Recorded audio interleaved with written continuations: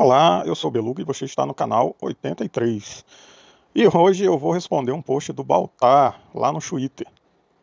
É que ele postou uma imagem comparando um desenho, uma imagem que remete à civilização romana comparada a uma foto de uma aldeia indígena brasileira. E ainda comentou que os indígenas são vagabundos porque em 10 mil anos de existência, nem uma pirâmide eles construíram lá no meio da floresta amazônica. Por um acaso eu bati com esse post na minha frente. Não, minto. Na verdade, nem foi com esse post original. Eu me deparei, foi com o segundo post dele, reclamando que apareceu um monte de lunático no post dele para defender os índios. E pelo que eu entendi do post dele, ele já supôs que as pessoas que estão lá defendendo os índios são os esquerdistas, porque ele acrescenta: se o esquerdista brasileiro já é vagabundo, imagina o índio. O mais doido é que, com certeza, o índio gostaria de ter a vida de um esquerdista médio, que tem pelo menos um smartphone, um lugar sem mosquito para dormir, uma vaga na federal e uma conta nas redes sociais para militar. Agora, nenhum esquerdista gostaria de ter a vida da porra de um índio, mesmo tendo maconha liberada. Nego quer que os caras fiquem a eternidade no atraso, cheio de doenças, comendo uns aos outros, porque os esquerdistas acham linda a cultura indígena. Ou seja, não satisfeito em ofender os indígenas, ele foi lá e sapecou mais essa sobre o pessoal da esquerda e ainda acrescentou que os índios são canibais, que vivem comendo uns aos outros. Meu irmão, aonde que o Baltar anda comprando esse orégano estragado aí? Porque ele conseguiu sintetizar todo tipo de preconceito e ideia rasa num único Twitter, né? E com um agravante: ele está certo e errado. Puta merda, Beluga, lá vem você de novo, velho. A gente é polarizado, Beluga. A gente gosta quando uma coisa ou ela tá só certa ou ela tá só errada. Ela tem que ser de direita ou de esquerda. Esse negócio de ficar no meio do caminho é um atraso de vida. Diga logo que ele tá certo ou só que ele tá errado pra gente ir pra casa e pronto. Então, se você quer um alívio, eu posso dizer que ele tá mais errado do que certo no post dele.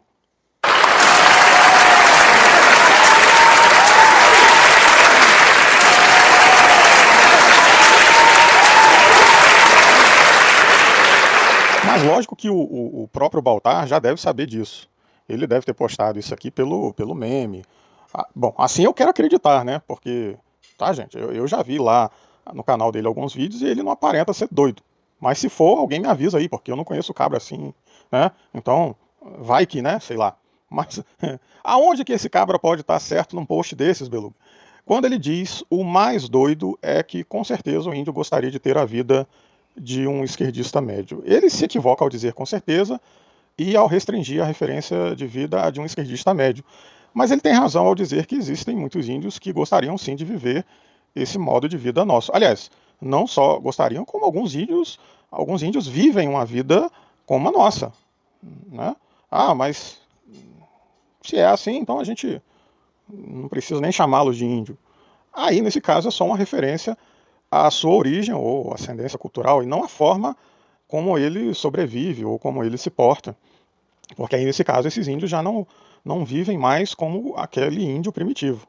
Mas é bom lembrar ao Baltar e demais navegantes que essa escolha passa por eles e não pelo Baltar. Não é o Baltar quem vai dizer o que é ou não melhor para o índio. Isso é uma escolha do índio. E nem todos escolhem viver como nós. E essa discussão eu acho ela legítima, válida. Alguns índios, de fato, vão sim querer, de repente, se integrar, mas é um erro imaginar que eles estão doidos para viver como nós, eles querem morar no centro de São Paulo. Vá lá, Baltar, perguntar para eles. Vá lá se eles querem. Né? É uma bobagem. Mas eu acho que eles têm que ser livres para escolher. Porque existem algumas questões aí que são colocadas até pelos próprios índios. Vocês querem ver um exemplo do que eu estou falando, do que o Baltar falou?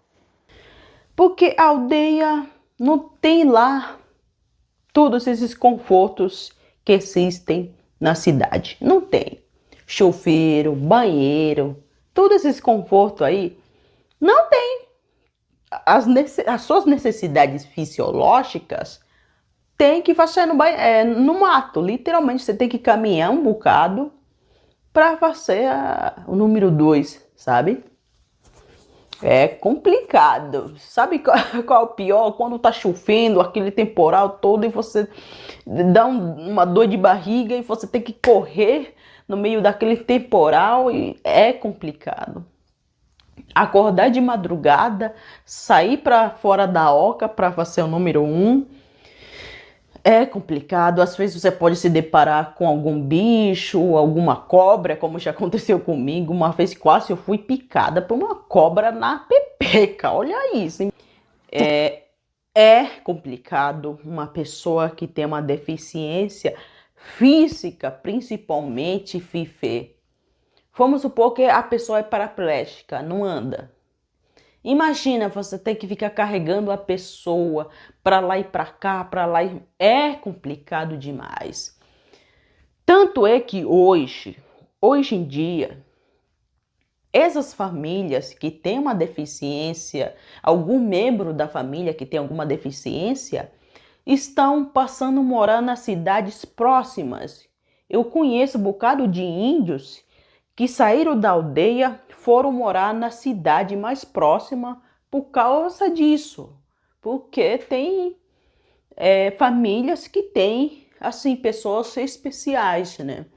Porque antes, só para você ter uma ideia, antes dos anos 2000, era muito comum sacrificar uma pessoa que tem alguma necessidade especial.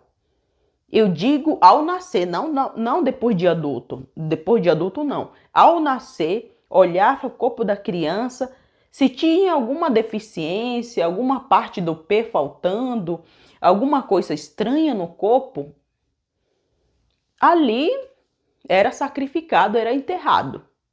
Fifo. Cruel, né? Eu já presenciei algo assim. Então, como vocês podem ver, a realidade no meio do mato, sem infraestrutura, é completamente diferente daquela que temos no meio da cidade. A vida é mais difícil dessa forma. E esse foi um dos argumentos que usei num dos vídeos que eu fiz aqui no canal, intitulado Cadê o índio viciado no tigrinho? Rita Von Hunt me desafiou e eu respondi. É um vídeo, claro que ela nunca quis fazer uma réplica, nem em forma de comentários lá no meu canal. Por quê? Porque são hipérboles, exageros, assim como todo o resto do post do Baltar. Chamar os índios de vagabundos é de um preconceito monstruoso. Eu não dou, melhor dizendo, eu não dou uma semana pro Baltar pedir arrego, caso a gente pudesse colocar ele para viver é, o dia a dia de uma dessas aldeias. Né? Poderia ser até a aldeia da própria Isane. Né? Eu não daria uma semana para ele pedir pinico. Porque vagabundos somos nós. Eu lembro que quando eu era criança, era muito raro, coisa de gente muito rica, uma TV, por exemplo, ter controle remoto. Então, o controle remoto lá de casa era eu. Meu pai falava, vai lá, troca aí, volta, vai para frente. Não, volta de novo, deixa eu ver. Vai, eu ficava de saco cheio. Velho, a gente reclama de levantar para andar, sei lá, 2 metros para tocar o canal de uma TV. Temos que ter controle remoto. Imagina agora numa aldeia onde tudo é feito na mão, na unha, manual, analógico, né? E o Baltar abre esse bocão para chamar os caras de vagabundos. Toma vergonha nessa cara, Baltar. Vagabundos somos nós. Ah, Beluga, mas por que, que os índios não construíram as coisas como os romanos ou os egípcios, igual o Baltar falou? Eu acredito que existem várias respostas para essa pergunta, mas eu não conheço muitas, então eu vou dar aqui no máximo duas, é o que tem para o almoço. Mas a primeira delas é a clássica, que você aprende na escola, e parece que o Baltar esqueceu, que é a de que existe um entorno, um contexto geográfico, natural, que envolve essas civilizações e suas necessidades. Né? Para que baralhos os índios iam querer uma pirâmide, Baltar? Você já parou para se perguntar isso? Já parou para se perguntar o que significa uma pirâmide na cultura egípcia? Então, a pirâmide está ligada a questões religiosas que os egípcios carregavam e que os índios não. Eles não compartilhavam dessa forma de pensar. Né? Outras questões que você pode levar em consideração: quantos precisavam, ou melhor, quantos precisaram ser escravizados e até mortos para se construir essas pirâmides? E para que no final? Para o pessoal ficar admirado com o tamanho delas, com a dificuldade de construí-las, com o suor e sangue de terceiros que foi consumido para construir essa pirâmide, para no final, sei lá, o pessoal tirar uma selfie, colocar nas redes sociais e falar que os índios são vagabundos? Percebe? Na cabeça da civilização indígena, não fazia sentido para eles sequer construir uma pirâmide. E é bom lembrar que existiram vários tipos de civilização indígenas, e dentre elas, umas mais, outras menos avançadas, né? A gente pode destacar aqui na América do Sul, se eu não me engano, os incas, os maias, os astecas, acho que eram esses três, se não me falha a memória, que apresentavam, do ponto de vista que o Baltar quer enxergar, construções assim, a olhos vistos. Por quê? Porque a construção, ela não é um fator exclusivo para você dizer que os índios eram menos desenvolvidos, porque, de repente, na lógica dessas sociedades, você, além de não ter o material que, de repente, os romanos e os egípcios tinham acesso, o próprio ambiente geográfico, a umidade, o clima, a natureza à sua volta eram diferentes daquelas outras civilizações, que de repente faziam com que eles olhassem e falassem, pensassem que o melhor seria outros tipos de construção, que não necessariamente aquelas outras, porque se você parar para pensar, num ambiente de floresta fechada como a Amazônia, e úmido, e sei lá, que você não encontra aquelas pedras que os romanos tinham acesso, sei lá que diabo que era aquilo, calcário, não sei que diabo que era aquele material, que os egípcios tinham acesso, eles usavam o quê? O que eles tinham acesso, que era palha, era madeira, enfim, eles faziam uso. E outra, intuitivamente ou instintivamente falando, eles já poderiam ter uma relação com o seu habitat que não passava pela cabeça nem dos romanos, nem dos egípcios, que é uma relação de construções da ordem ecológica, no sentido que, olha, a gente não vai... as nossas construções, elas são recicláveis, por assim dizer. Né? Essas ocas que esses índios construíam, elas não vão ficar ad eternum aí no meio ambiente. A natureza se encarrega, se eles não utilizarem mais, se eles não fizerem a manutenção, a natureza se encarrega de reciclar aquilo ali. Aquilo volta para o meio ambiente. A natureza envolve aquilo ali, diferente, por exemplo, dos materiais que a gente usa nas nossas cidades, que muitos são artificiais, e só para ficar bem didático assim, a gente cita o plástico. A gente tem muitos materiais hoje na nossa civilização que é feita de plástico, e que se você abandonar essas cidades aí com esses materiais, os matos podem até tomar conta da cidade, mas a natureza não vai conseguir absorver de volta esse plástico, porque não existe meios da natureza absorver isso de volta. Então, os índios já tinham, ainda que eles não conseguissem explicar isso do ponto de vista científico, já havia ali, naturalmente, uma relação com o seu entorno, com o seu derredor, que levavam a eles a uma relação completamente diferente da que os egípcios e do que os romanos já vinham praticando. E a gente também não pode ignorar questões históricas relacionadas ao seu posicionamento geográfico. Tipo, Roma estava numa posição estratégica ali em relação a rotas de comércio, então isso fazia com que muitos outros povos passassem por ali e quisessem comercializar, entrassem em contato. Então, isso meio que oxigenava. Você tem contato com outras ideias, com outros povos, com outras formas de pensar, e isso ia enriquecendo a cultura romana. Isso pelo fato, às vezes, só dela estar ali num determinado entroncamento ali, onde havia uma circulação de várias rotas de comércio. Então, a América meio que estava isolada nesse sentido, né? Mas nem por isso você pode dizer que a cultura indígena, no que diz respeito à agricultura, à sua criação de utensílios, é menos importante do que a que os outros fizeram, porque eles a fizeram para atender às suas necessidades naquilo que fazia sentido para os seus objetivos. A pirâmide, se você parar para pensar de uma forma até mais racional, aquele troço é uma loucura, né? O troço é uma tumba. Aí você precisa de uma tumba vai matar não sei quantas pessoas para enterrar um faraó, um rei. Olha o nível de loucura. Eu diria que os índios eram pessoas mais normais nesse sentido. Eles não tinham essas loucuras na cabeça, né? Então cabe aqui também você ponderar. Às vezes você está admirando uma determinada cultura que deixou como legado determinados comportamentos que nos levam hoje, poderiam nos levar hoje à destruição.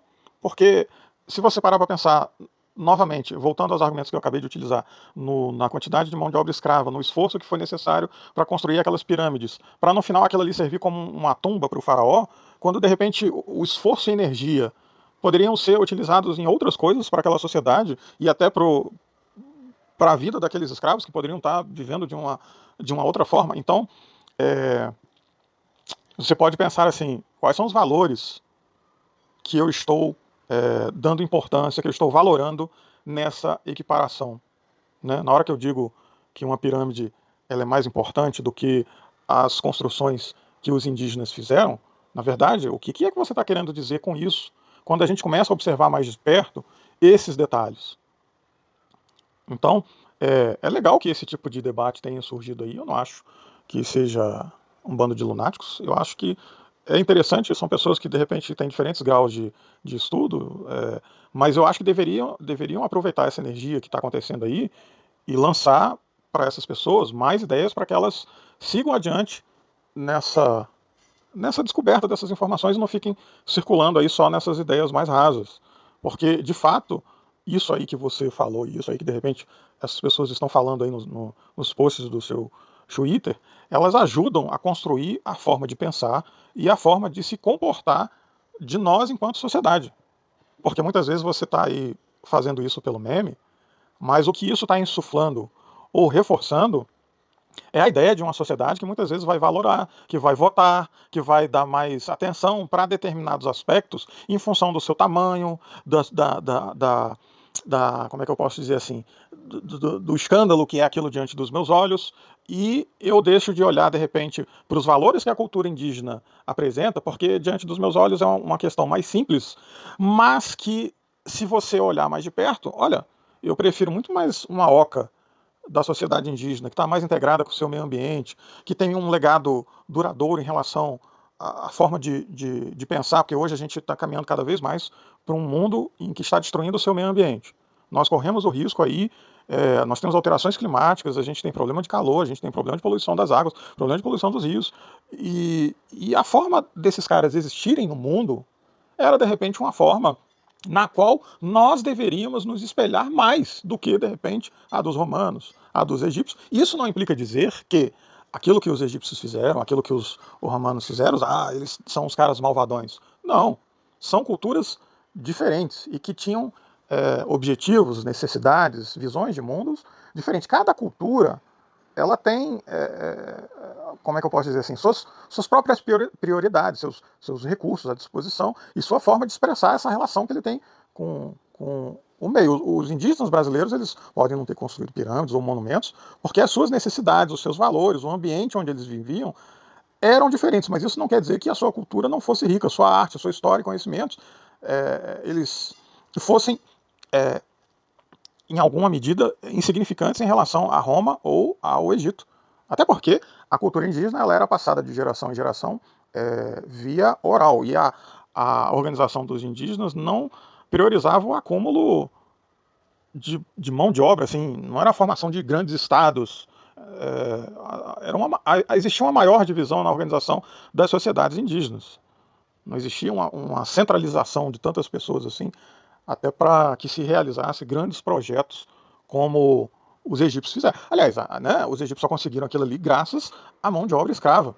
Então, se você parar para pensar, você já começa, eita porra, então, não sei se foi tão legal. Eu estou admirando aqui, exaltando o símbolo de algo que, na verdade, não serviu para porra nenhuma, a não ser lá para enterrar os faraós e estraçalhou a vida de milhares de escravos.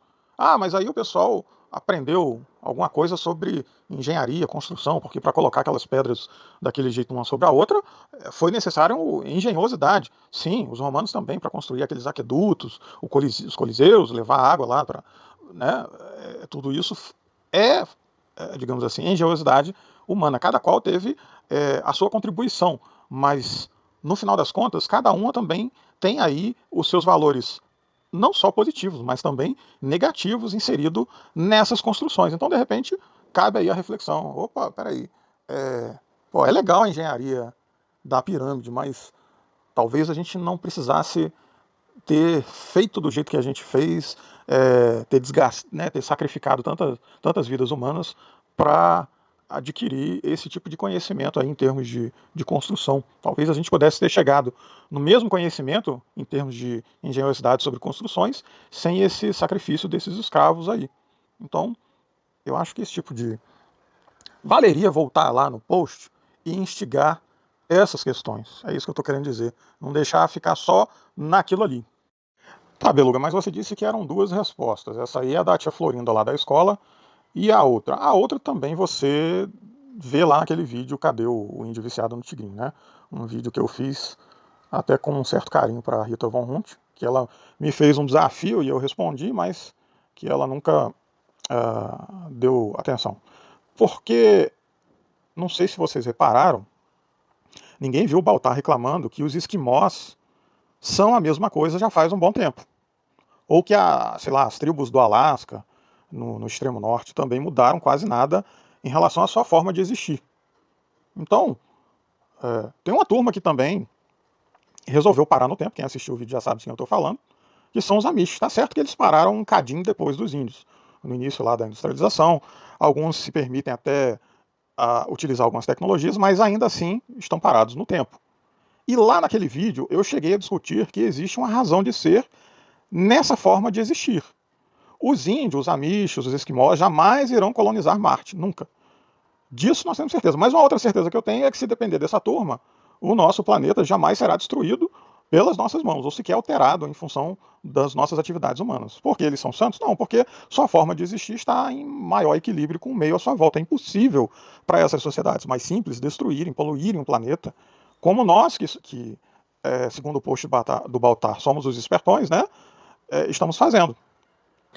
Ah, Beluga, mas ele talvez esteja querendo chegar num lugar que naquele post ele não soube chegar. E eu até imagino qual seja esse lugar que ele não saiba dizer, que é uma discussão antiga que existe no Brasil. E esse tipo de discussão permeia muito os discursos lá dos MBListas, né? Que é aquela famosa discussão de que existem muitas terras demarcadas para poucos índios, né? E que muitas vezes essas demarcações atrapalham, em certa medida, o progresso do país quando entram em conflito com o desejo da mineração, do agro, da exploração de madeiras e patati patatá.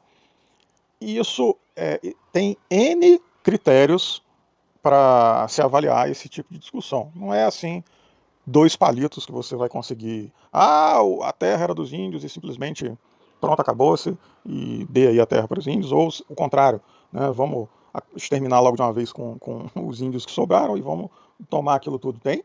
Tem maluco para dizer isso também, né? Agora, eu prefiro deixar aqui o registro de uma fala do Ciro Gomes para exemplificar como que essa questão do governo, que reserva às vezes muitas terras para poucos índios, é uma discussão que merece atenção, mas com o devido cuidado, porque às vezes ela vai ser permeada por esse tipo de pensamento raso, preconceituoso sobre os índios e vai influenciar um outro tipo de discussão que nada tem a ver com o direito dos índios, porque aí você acaba gerando uma imagem negativa sobre os índios. As pessoas acabam, em tempos de polarização, demonizando a imagem do índio em função desse tipo de discussão que é rasa. E aí quando você cai numa segunda discussão, que é, olha, o Brasil tem aí alguns problemas, que ele precisa... tem aí essa questão que a gente está ouvindo muito falar agora em função da Ucrânia e do Trump, que é das terras raras, dos minérios, e que a gente precisa ter acesso a esses recursos para nossas indústrias terem competitividade no cenário internacional, patati patatá. Tudo isso é verdade, mas não só.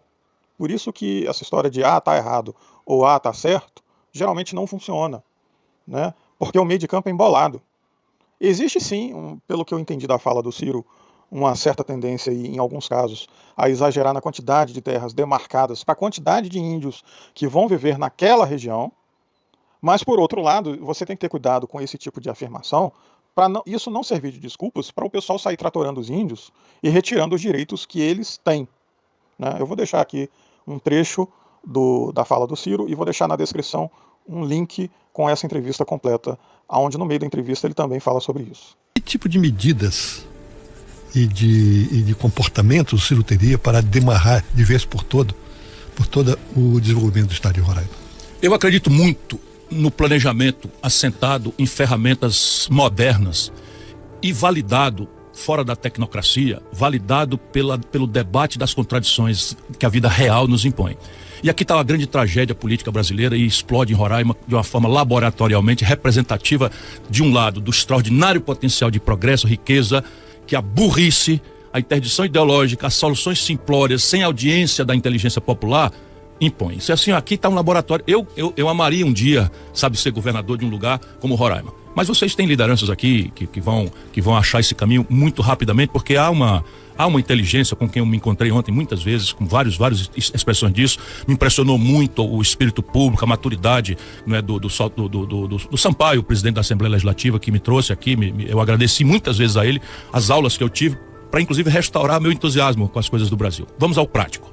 Eu, se fosse assessor de um grande governador, e eu sou voluntário para isso, eu faria um zoneamento econômico e ecológico por cima do fato consumado, seja do que for. Então eu faria o seguinte: esqueça tudo que já foi feito de bem intencionado ou não. Não é bem intencionado ou não? Porque muitas vezes foi bem intencionado, outras tantas não foi, e o bem intencionado meio que fez uma solução tosca, acertada em Brasília versus São Paulo versus Rio de Janeiro, que não entendeu nada daqui. Então se passa aqui um gringo de avião, e a mesma coisa de um gringo de avião é um gaiatinho ambientalista de Ipanema ou da Avenida Paulista. É a mesma coisa, porque um faz a cabeça do outro e tal. Se ele passa aqui de avião e diz, olha o tamanho da devastação florestal, porque na cabeça da miúda deles, tudo na Amazônia é uma floresta. Como se fosse uma coisa só e tal. Eles não sabem o que é savana. Se você perguntar para Marina Silva, a campeã dessa conversa mole, ambientalista, sem pé no chão, sem responsabilidade e rendida às prepotências internacionais, que são contraditórias entre o que fazem e fizeram nas suas histórias e aquilo que querem que nós façamos, interrompendo nossos potenciais, ela não lista o bioma savana. Ela vai listar 6 biomas. Ela vai listar a Amazônia, floresta tropical, vai listar o Pantanal, vai listar o Cerrado, vai listar o Pampa, vai listar a Caatinga e vai listar a Mata Atlântica. Não existe nos documentos brasileiros essa realidade extensa que está aqui. Não existe. E que pode ser, provavelmente pela geologia, que eu estudo há muitos anos, uma bacia sedimentar onde deve ter uma ocorrência de petróleo monstruosa. Só para você ter uma clareza. O Bolsonaro, uma vez, ele deve ter ouvido de alguém, porque ele não ia ser tão genial assim, porque não é muito hábito dele. Ele disse que Roraima tem no seu subsolo a tabela periódica toda. E é fato. Hoje, você tem uma entrevista da embaixadora dos Estados Unidos no Brasil, cínica, na Folha de São Paulo, há um mês atrás, que eu reproduzi na minha newsletter, que eu publico toda semana, para o brasileiro acordar, mas não adianta muito não.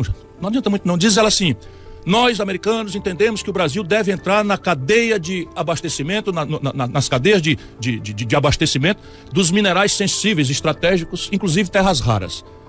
Aí a repórter pergunta, provavelmente induzida por ela, porque também não tem essa instigante questão. Mas o Brasil não pode agregar valor, industrializar essas coisas por aqui e tal? Eu disse, não está no nosso plano isso. O Brasil vai fazer parte da cadeia de suprimento das matérias-primas e tal. E assim, e qual é o papel dos BRICS? Não, o BRICS para nós é um clube que não sabemos bem o que o Brasil está fazendo nesse lugar aí e tal. Tá tudo ali, com uma sinceridade esquisita. E aí ela vai dizendo como é que as coisas se processam no Brasil, na mesma entrevista. Depois recupera que você vai ver como brasileiro, patriota, para ver como é chocante. E passou assim, não teve um comentário, nada, não sei a minha newsletter. Aí ela diz assim: aliás, esses entendimentos para fazer o Brasil da cadeia de suprimento de minérios in natura, de alta sensibilidade estratégica e tal, que é a base do lítio, do nióbio, do cádmio, das terras raras para os chips, etc, que é o futuro. Né?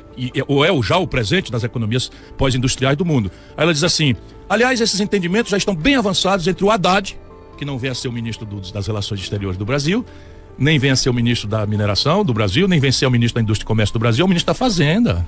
E a secretária do Tesouro dos Estados Unidos. Aliás, desenvolveram entre eles um afeto. Ela diz assim mesmo. Ou seja, o afeto do Haddad pela secretária do Tesouro americano está produzindo a nova rodada de entreguismo das riquezas que o povo de Roraima é proibido de explorar. Então vamos lá. um zoneamento econômico e ecológico. Esqueça tudo que tem, unidade de conservação, área de proteção indígena, enfim, tudo. Esqueça tudo e vamos idealizar, porque nós nunca fizemos isso e é tempo de fazer, que era o meu projeto para o Brasil. E para a Amazônia começa. Então nós mapeamos e vamos descobrir potenciais de agricultura, potenciais de pecuária, potenciais de mineração, potenciais de, sei lá, né, turismo, vamos lá, as cachoeiras dos rios e a Serra de Roraima e o Caburaí, onde está o ponto extremo do Brasil e tal, vamos lá, tá aqui, tá tudo mapeado, tá. Vamos agora chocar esse planejamento ideal com o que está a interdição. Aí nós vamos começar a entender os conflitos objetivamente, para poder mediá-los, resolvê-los com inteligência. Primeiro grande conflito, sobra, depois das reservas legais, não sei o que, então 7% das terras de Roraima para trabalhar. Isso está errado. Isso está errado. Percebe? E qual interesse eu vou sacrificar? Nenhum. Eu vou fazer um esforço para entender, por exemplo, a questão da proteção das comunidades indígenas. Uma coisa é eu abordar a comunidade Yanomami, que eu vi ontem algumas pessoas, alguns irmãos nossos Yanomami. Eles são uma fração da humanidade que foi apanhada pela colonização judaico-cristã, branca, portuguesa, europeia, na idade da pedra lascada. Eles não têm sequer a perspectiva íntima, anatômica ou orgânica de suportar a convivência com os brancos, porque o sistema imunológico deles não conhece gripe, não conhece coisas que para nós estão triviais, porque evolucionariamente nós nos adaptamos, eles morrem. Isso é uma coisa. Agora, vamos lá, 11 milhões de hectares para 35 mil pessoas. Tá razoável isso? Abandonados, passando fome. E a política brasileira, depois da grande questão internacional, nós entramos no tribunal da ONU contra o Bolsonaro por genocídio e tal. Tá tudo igual, meu irmão. A não ser o seguinte, fazendo chegar cesta básica. Cesta básica, essa é a política. E as outras comunidades? Essas já estão aculturadas. Eu penso que é para fazer um trabalho que parece contraditório. É apoiar, financiar, qualificar um esforço de recuperação da identidade cultural de cada um deles. Isso importa num padrão pedagógico que recupere a língua, os tratos culturais, etc, etc. Mas, ao mesmo tempo, propiciar a eles renda, riqueza, para que eles, querendo, se integrem. Isso se faz com o quê? Vamos lá, primeira contradição, mineração. Então, mineração, se é coincidente as curvas geodésicas das ocorrências minerais sensíveis com essas coisas, é bom a gente desconfiar que aí tem. Aliás, eu era deputado estadual quando eu vi esse primeiro dado vindo aqui ainda com o velho Otomar, cearense, né, que governou esse estado quando era ainda território. Depois acho que governou também, já na democracia, já eleito. Pois bem, por que a gente não pode ter um estatal com o conselho de administração controlado pelas comunidades indígenas, conselho de administração obrigada por sua natureza estatal a uma compliance, a práticas de absoluta cuidado, de maneira a reinvestir todas as lucratividades monstruosas que essa exploração sustentável possa fazer para as próprias comunidades indígenas? Eu não estou dizendo que isso eu vou fazer, eu estou dizendo que isso é uma proposta. Vamos rebater isso. Aí vem os padres, respeitavelmente, não tem um problema nenhum contra padre nenhum, então, mas os padres cometeram a maior violência ancestral, que é violar a cultura ancestral pela pregação da fé cristã. Eles estão super bem intencionados, eu não tenho a menor dúvida disso. Mas já acharam que havia relativamente legitimidade em violar o sacrário tradicional da comunidade indígena por uma orgânica, definitiva, central intervenção na forma, na crença e na filosofia de estar diante da vida e dos seus mistérios. E a economia? Por que é satanizada? Não pode ser. Isso é moralismo equivocado. Jamais aceitaria sancionar o que os espanhóis fizeram. Cortés, o que fez, né, com os incas, isso é genocídio. Não é disso que eu estou tratando. É outra coisa. É enriquecer, empoderar, qualificar, inclusive o esforço de retomada das identidades culturais. Aí está o meu começo de conversa. Para a agricultura, meu irmão, tudo bem. Ali, Raposa, Serra do Sol. Na época eu já protestei, não é hoje de hoje não. Raposa, Serra do Sol, pelo amor de Deus, há um valor fundamental que é a proteção da comunidade indígena, eu estou com ele.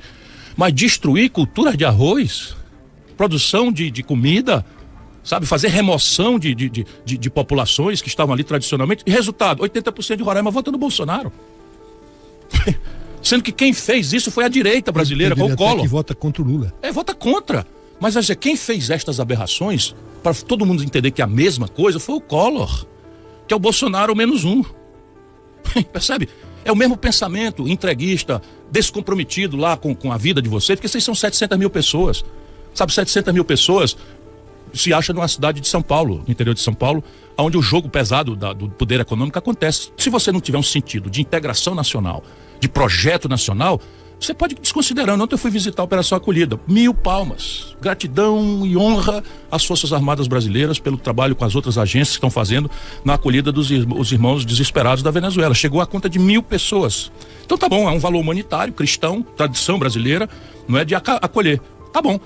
Eu concordo com esse valor, mas o impacto de 1000 pessoas entrando numa comunidade sobre a escola que tinha vaga para 700 garotos e tem 1.800 demandas, o sistema prisional que já tem 500 apenados na Venezuela, o sistema de saúde pública, o sistema de aposentadoria, tudo isso vai desqualificando os serviços, vai estressando o mercado de trabalho e gera entre nós um antagonismo odiento que é a semente do fascismo.